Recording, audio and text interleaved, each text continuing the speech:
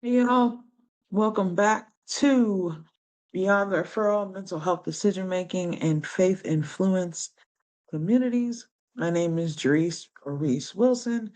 I'm a social worker, therapist, researcher, and doctoral candidate. This is the another episode, and today we are talking about building bridges. So, I want to say this from the beginning because I know how these conversations can go. This is not an episode about telling everybody to stop praying and go to therapy. It is not an episode about telling somebody you have enough faith, so you don't need professional help. That is not the conversation. The conversation is what happens when somebody needs support and they don't know where to start. What happens when they trust their pastor, but they also are having a panic attack? What happens when somebody has been trying to hold it together for months? They can't sleep, they can't focus, they can't stop crying. They can't get out of bed. They can't show up like they normally do. What happens when somebody says, I know I need help, but I don't know what help looks like for me?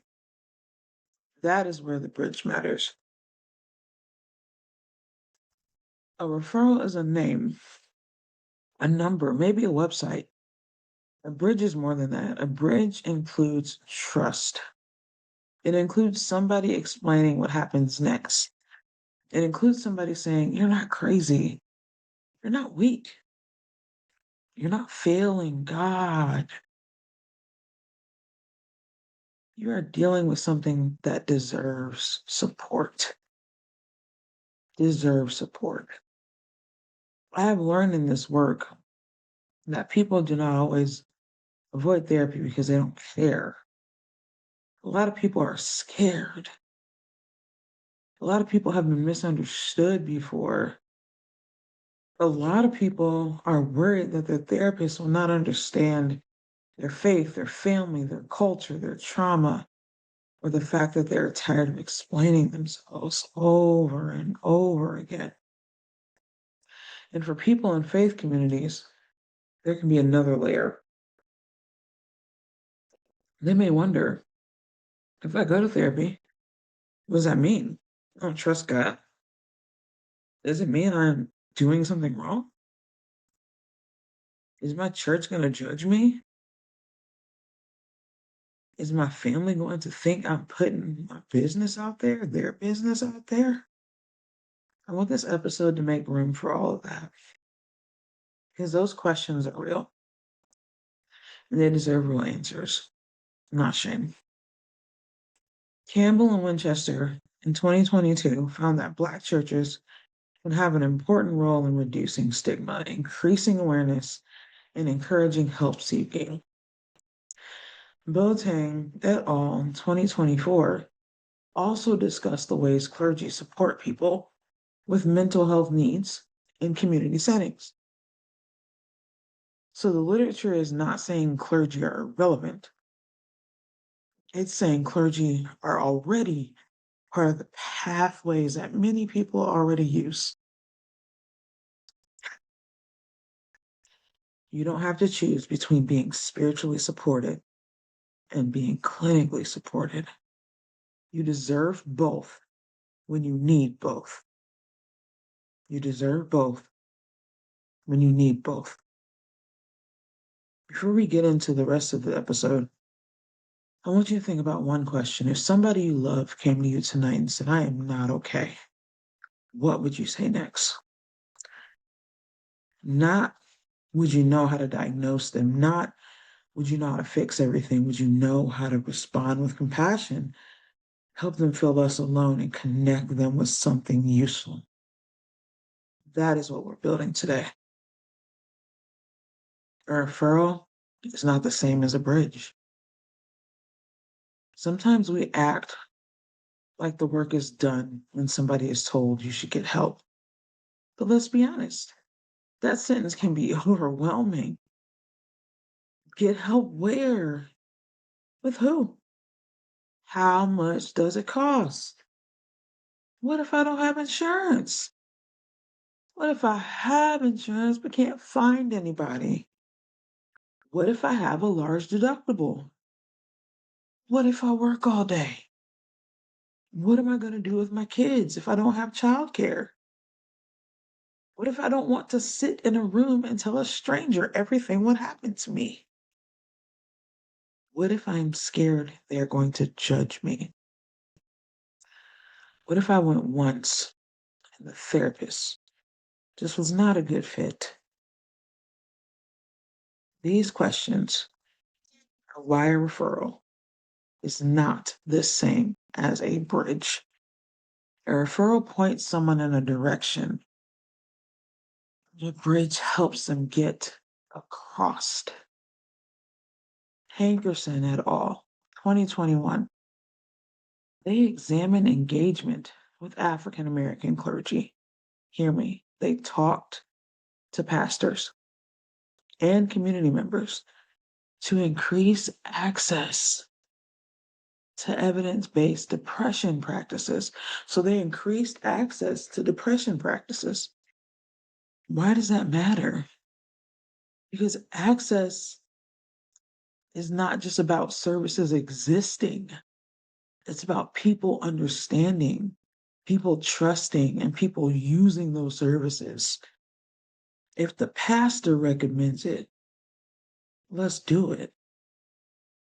A referral opens the door. A pathway and a bridge helps someone walk through it. Here's a very real example. Imagine a woman tells a pastor, her best friend, or somebody in her family, I ain't slept in weeks. Right. Crying every day, snapping at my kids, overwhelmed, and I do not like myself. Right. A basic referral, somebody will say, you should probably see somebody. Yeah. But a bridge, hear me. Thank you for telling me. I'm glad you said something. You don't got to carry this alone. Let's talk about what kind of support you need. Do you want me to sit with you while you look up somebody? Do you know what a first appointment looks like? Do you want telehealth? Do you need someone who understands faith? Do you want faith influenced therapy? Do you want to find somebody that takes your insurance? You don't have to ask all of these questions, but these questions are what create a bridge. Instead of just saying you should probably see somebody, we are asking things that people want to know. We are asking deeper concepts that engage somebody. We're bridging the gap. See the difference? One is a direction. The other one is building a bridge of a relationship. Campbell and Littleton looked at clergy perceptions, mental illness, and treatment, right? Their work matters because the message is a trusted leader. They gave them a treatment pathway that feels safer. If somebody already trusts you, your words can either lower their fear or make their fear bigger. If someone trusts you, they can either lower your fear or make it bigger, depending on their words. This is where I want to say something that somebody may help somebody. You're allowed to ask questions before you start therapy. You're allowed to ask what the first appointment is like. Come on, coming from a therapist. You're allowed to ask questions. You can ask if they take your insurance. You can ask if they work with trauma, depression, grief, or faith. You can ask. Ultimately, therapy is your treatment. You decide if somebody is not a good fit.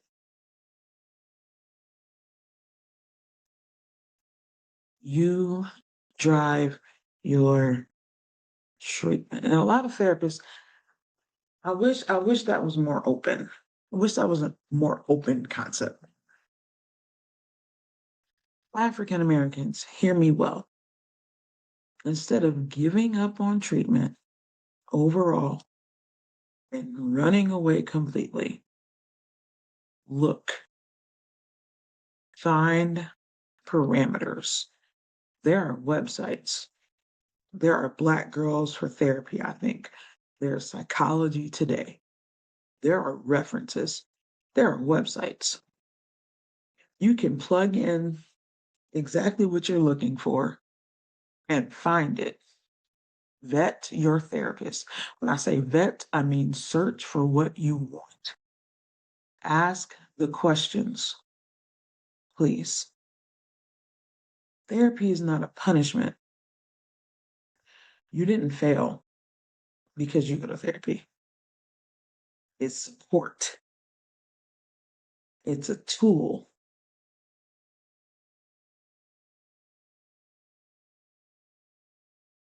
It's about getting what you need to know. It's about you. It's your treatment. Now that we've talked about why a referral needs to feel like a bridge, let's talk about people who are often standing at the beginning of the bridge, right?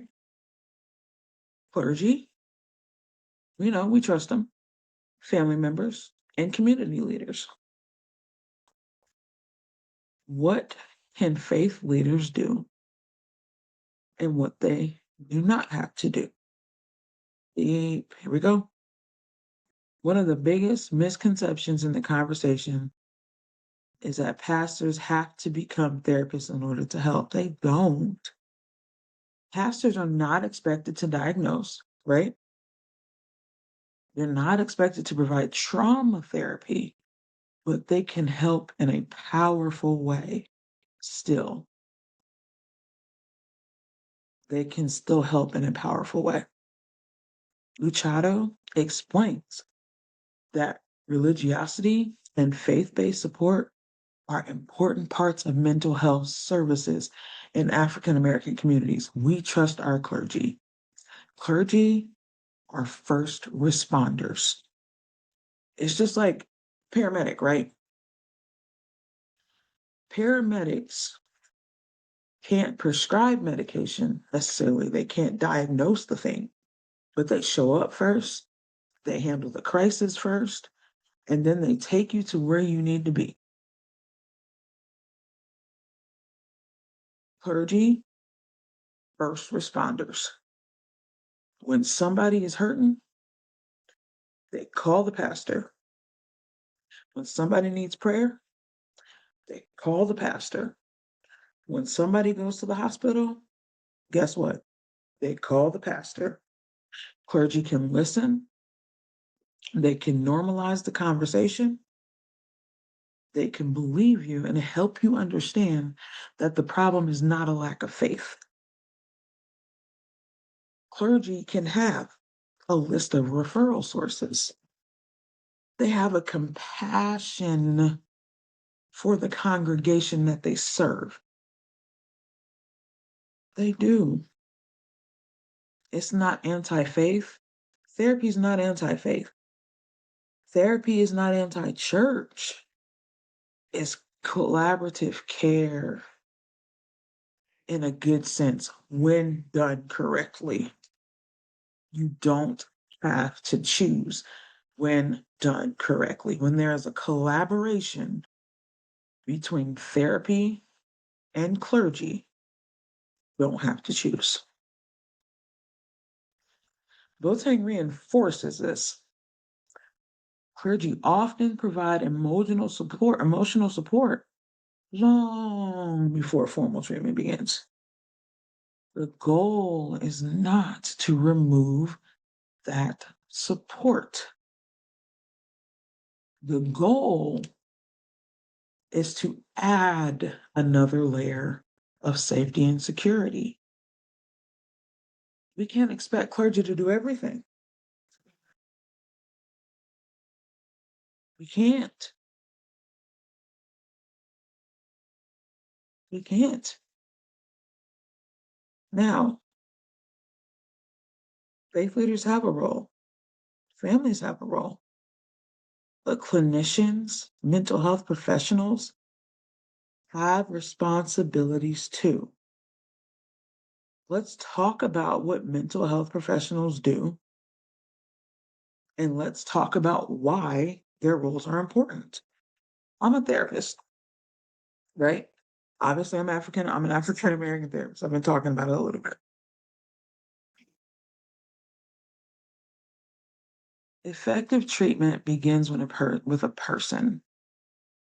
I have to understand you and not just diagnose you. You are not your diagnosis. You are a person first. For many people, faith is not something they add on the side. Faith is a part of how they make sense of suffering, how they make sense of grief, how they make sense of purpose, family, forgiveness, hope, healing. A clinician does not have to share your belief to respect your faith. So I'm a Christian, right? If I wasn't Christian, if I was an atheist, that doesn't matter. I need to respect your faith. I need to. I need to have cultural humility. It is a creed of the National Association of Social Workers. Actually, in 2021, they changed from the concept of cultural competence to cultural humility, being humble, humbling yourself, being lower than who you are, to know that whatever the client has going on, you have to humble yourself to that culture. If you are a Christian and I'm an atheist, I am not to put myself higher than you, nor am I to put you down, nor am I to excuse your religion, nor am I to influence you. If anything, I myself learn how to treat you more effectively. That's what I do. I'm a Christian clinician. I have clients who are atheists. I treat them like gold. I treat them like I would treat a Christian. I treat them like I would treat a Muslim. I treat them the same. Why? Because cultural humility, cultural justice, it's not even a thing, it should be, means that I respect them to the utmost. In my opinion, steps out of the room to help them with their problems. That was a sidebar. I don't even know how we got all the way over there. Culturally responsive care. That's what it means. I don't have to think the same, but I need to put myself last and listen. And you often learn a lot. I learn a lot. I learn so much. And it's often how we are how African Americans were treated, not just for Christianity, but for being African American. Before we even released that we have faith, being an African American was persecution. Sweet et al. Reminded us that mistrust in the medical field, in the mental health system, has historical and structural roots. We can be guarded. We are skeptical, we are guarded, and we are tired of explaining ourselves to clinicians who do not respond with patience. We get defensive. But we also, and we have reason to be, right? We've got stuff in our background. But at some point we have to bridge the gap because we are hurting ourselves by not working through our problems. We have to bridge the gap. Respecting faith does not mean avoiding clinical care. It means allowing the client to bring their whole self into clinical care. As clergy starts to bridge the gap, and as we trust our clergy to do so, we should go with them. We trust them. When faith leaders understand their scope and clinicians understand cultural humility, the next question becomes, what can churches and communities do without trying to become a full mental health clinic? That's what we need to know, right? We need to know. Pathways are being created by pastors. We'll find out later in the series a perspective of a pastor who is attempting to build a bridge between the African American community and mental health. We recognize this. Let's build a bridge, right? Let's go for it. Let's start that. So deep, so deep. Mental health professionals have to do better. A clinician does not have to share somebody's belief in order to respect them. It gives space to a person to tell them what their faith means to them.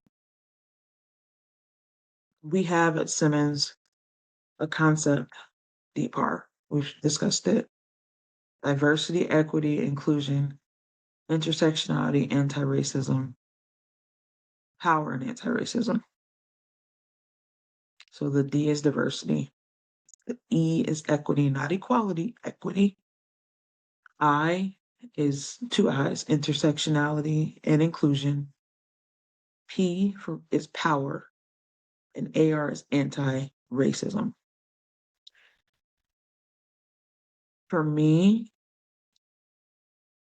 this stands out because the power, you can't use the same approach for everybody. One size does not fit all. You have to understand the perspectives of other people. The diversity, you have to understand the diversity within the faiths. You have to understand the intersectionality of that person. You've got Black males, single parents. You've got mothers who have been assaulted. You've got a variety of things, right? Anti-racism is huge across our population. We know that. That also means that not every African American faith-based person thinks the same. Families, faith communities, churches, history might matter. They all think differently, though. It's often said everybody has a measure of faith, and when we say measure, that measure may be different. That hits different for everybody. Yeah, it's different. A good therapist does not assume that everybody has the same thing. We listen to everyone. It's like when that trend was on TikTok. We listen and we don't judge. That's literally literally what we need to do. We need to listen and we don't judge. So, yeah, moving to the next one. The bridge model. What does that look like? What does the bridge model look like, right? Normalize, recognize, refer, reinforce. When I looked across the literature, I saw the same thing over and over and over and over. Stigma affects whether people speak. Mental health literacy affects whether people recognize the concern. Trust affects who people approach. Faith affects how they make meaning. Collaboration affects whether the pathways to care feel possible. Go over that again. I looked across the literature. Stigma affects whether people speak. Mental health affects whether the people recognize a concern. Trust. Woo. Trust affects who they approach.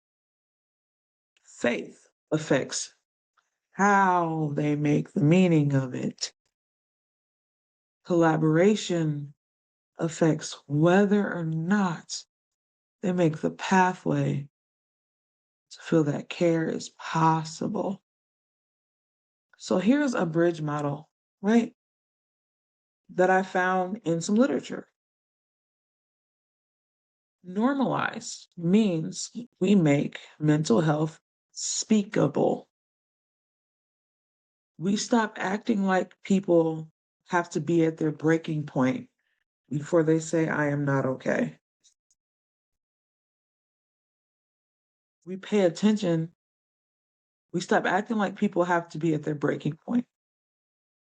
Manitovi et al., 2017, indicate, and they showed how fear of judgment and labeling can discourage help seeking. Normalizing conversation reduces some of that silence. Recognizing means we learn warning signs. We pay attention to changes in sleep. We pay attention to changes in our mood. We pay attention to changes in our functioning. We pay attention to changes in isolation, hopelessness, panic, anger, substance use. So basically, what this means is that we recognize anytime our bodies alarm us. If we're not sleeping, that's an alarm. Ooh. If our mood changes, if we're acting out, we're angry, we have aggression, we're going up, we're going down, we're all over the place for no reason, literally unprovoked. That's something that we need to recognize. Functioning.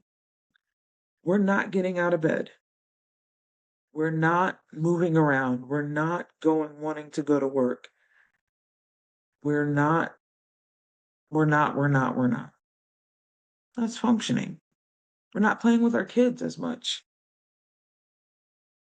We're not going out with friends. That's functioning. Isolation, that goes hand in hand with functioning. We're staying in the house. We're calling off work. Isolating ourselves. The problem with isolating is that when you isolate, you build a wall, but you keep yourself in while trying to protect yourself from others. Like you're building a cave. It's dark, gloomy. Hopelessness. Oh, I'm always going to be like this, and things are just not going to get any better for me, and this is just how it's going to be, and I don't know how to. Hopelessness. Anger. Oh, mad at the world. Recognizing the bad in everything. Nothing is good. How you doing? Well, my car broke down and I can't seem to get ahead in life. And substance use. We're drinking more. We're indulging in smoking weed. We're indulging in smoking more cigarettes. Even gambling. We don't think about it. You playing the number more, right? You go to the corner store and playing the number. You spending more money on wheeling 274 or 114 or whatever you wheeling That's the only way I know how to play it. Is wheeling her in a box. I think it's a box. Um, that's what you're doing. You're gambling. And the things that we tell somebody, we don't even tell these people. We don't even tell our family. They notice the changes. We need to tell people. We need to tell people we need support. We need to ground ourselves in mental health literacy. That's recognized. Refer. Connect people to the next appropriate step. Not because we're throwing them away. So when we refer people, we're not doing it because we're getting rid of them, we're sick of them, we're tired of them. We're not doing that. We're trying to help them because we recognize what they are carrying is so heavy they can't do it alone. It reminds us that trusted faith can support others. It reminds us that we can influence who people care and consider. Luchado et al. 2015 reminds us that trusted faith supports can influence whether people consider care. So we have to be that trusted faith support. We have to be the ones that reinforce, no, we're not throwing you away. No, we're not getting rid of you. No, we're not throwing you to the wolves. No, we want to make sure you're cool. We want to make sure you're getting what you need. Reinforce means we don't disappear after the first conversation or appointment. Stay there. The first, the first conversation is often the hardest step. One, because you're nervous, you're meeting some random person for the first time. We tried our best to calm them down, to reassure them. But the first step is paperwork, written assessments, asking you a whole bunch of random questions that you may or may not be comfortable with answering. It's a lot. And I'm just being honest, it's a lot. It's a lot of questions. So having somebody to reinforce the encouragement after that first appointment, that's exclusive. That first conversation after the appointment, somebody needs to keep being supportive. We need to check in. We need to remind people that if after those first couple sessions now, you know, if that therapist is not a good fit, don't stay connected out of obligation. Okay? I'm being honest. I'm not giving you permission to run because it's hard. therapy, therapy is a little bit, it's gonna challenge you, right? It's gonna challenge you. Um, but you should feel comfortable enough to share information, right? I'm not saying off the bat you're gonna give off your life story, but you should feel a sense of, I just got that off my chest. Maybe they do know what they're talking about. Like you should feel something positive. That's the word. That's what I want to say.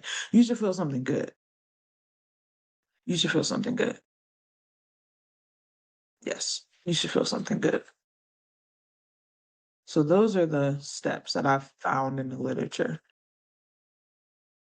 The goal is not to simply increase referrals. The goal is to strengthen pathways. This is not about numbers. I don't want you to hear that therapy is about, the bridge is about increasing numbers, getting people that are in faith to just go to therapy to increase them. That's not what this is about. This is about people who have been anxious for months and the symptoms are not increasing, getting better. This is about people who have been depressed and they feel like they have no outlet. This is about a vision, not a competition, but a collaboration. This is about people getting what they need. It's about people getting what they need. Not everybody has the same barriers. Not everybody has the same problems. Not everybody has the same things that they need solutions for. I want to go back to Deep Heart for a second because we can break that down a little more because it guides what we're talking about when we say barriers, right? The diversity piece. When dealing with creating a bridge and collaboration, one of the factors could be not all Black communities are the same, right? There are some communities that have more resources than others, and that's where we can work to identify with the community leaders what needs need to be met, right? We can identify what needs to happen, what things are growing, what things need support. We can identify those. Um, People have different denominations. We know that if you're in a Black church, you know there's Catholic and clergy and the Kojic and Baptist and Southern Baptist. We know apostolic. We know, we know. There's denominations. We got it. And that has different factors in it. It's important to know ages, the generations matter. They make a difference. The sex of a person makes a difference. African American males, getting them to therapy, especially if they're older, oh my goodness, that can be like pulling teeth without Novocaine, legitimately. Um, I had a guy who his nephew, I think it was his nephew, committed suicide by hanging himself. He hanged himself. And this older gentleman, the uncle, had to identify the body.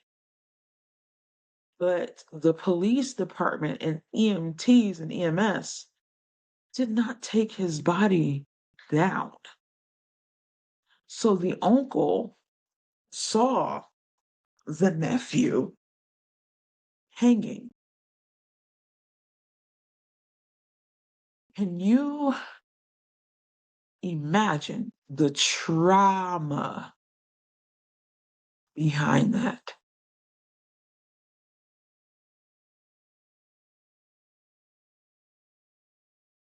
It took me and that pastor months to get that man to therapy. And the only reason he went is because it got to a point where his blood pressure, his body was screaming trauma. His body was screaming out for help. His body was screaming, I got high blood pressure, my cholesterol, I got headaches, I got flashbacks, I'm not sleeping. He didn't put all those signs and symptoms together. He failed to have recognition, like we talked about earlier. He failed to have that recognition. He failed that. It's crucial, very crucial. So sex is important. Um, Gender, yeah, gender, sex, gender. Um, should have said gender is important. Um, Sexuality is important. Why is that important? Well, that can be important because In the church, as we know it, there are individuals that hide their orientation, and that can be a burden for individuals, especially in the African American church. We know it. We know it. If you are in the church, you know it. There's not enough literature to support it because individuals who can speak up about it don't necessarily do so because of backlash and retaliation. However, I do foresee in the near future more and more and more individuals speaking up about it. That's part of diversity. Equity means a referral is not equally usable for everyone. Transportation, insurance, costs, childcare, work schedules. We talked about that. All of that matters. So let's look at the barriers to how we can provide equitable services. Inclusion. That means having clergy and clinicians, families and communities and people with lived experience all in the conversation. We're not excluding people. Your voice matters just as much as the person that has the degree. Just because I have a degree in mental health does not discredit your lived experience. You are the expert in your own life. I am the expert in the cognition and cognitive behavioral therapy, all the things, right? I can help you with your life. But you are the expert in your story, and it is up to you to tell me your story to help you work through it. But you are just as important. Your voice is just as important. So inclusion matters. Anti-racism. That goes back to mistrust and historical and ongoing inequities that matter. Unfortunately, we are still fighting the fight that's a fight, but it's getting better. It's moving towards better because the social work creed, the social work field, the social workers are stepping up and doing ultimately what they need to do. Fighting for injustice is a part of our creed. Stepping up is a part of our creed. Doing the right thing is a part of our creed. Handling people, caring for people, doing what we need to do to make sure that people succeed is a part of our creed. Demonstrating care. You matter. You're important. How you think, how you feel, what you believe, all important. In closing, I want to bring this all the way home. Mental health professionals can't work. We can't work alone. We can't. Faith communities, man, they can't work alone either. Again, families can't work alone. Nobody can do this alone. But if we all work together, we can support healing, we can support hope, we can support a future. Ask yourself, what relationships need strengthened in the community? What resources exist that are not connected? What will make it easier for somebody to ask for help in a crisis? What role can you play? How can you help break the stigma when somebody needs help? What are the warning signs? Do you have any? I believe in you. I am here. Those sentences matter. So let's start building a bridge. Let's start working together. Let's start pulling things together. Remember, you're not alone. Help is a part of the plan. And the goal is not just to make a referral, the goal is to build, ultimately, the bridge for care, the bridge for support, the bridge for love, the bridge for community, and the bridge for learning. It's been a pleasure having this talk. It's been a pleasure for you guys to stay open minded. I'm hoping you have a phenomenal day, that this has opened your eyes to something, and that you yourself will start looking for signs, symptoms, and learning what it takes to work together as a community. Thanks. See you soon.